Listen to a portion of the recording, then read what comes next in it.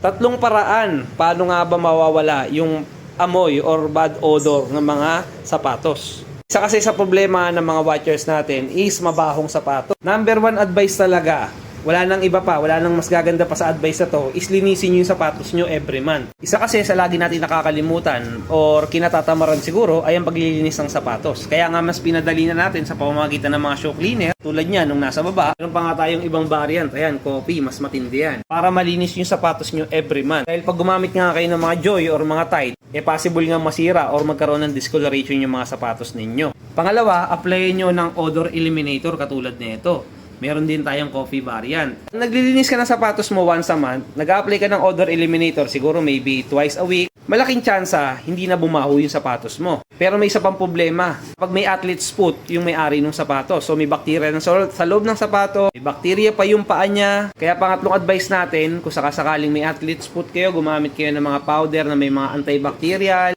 para hindi magtuloy-tuloy or dumami yung bakterya sa loob ng sapatos nyo sa tuwing ginagamit nyo to.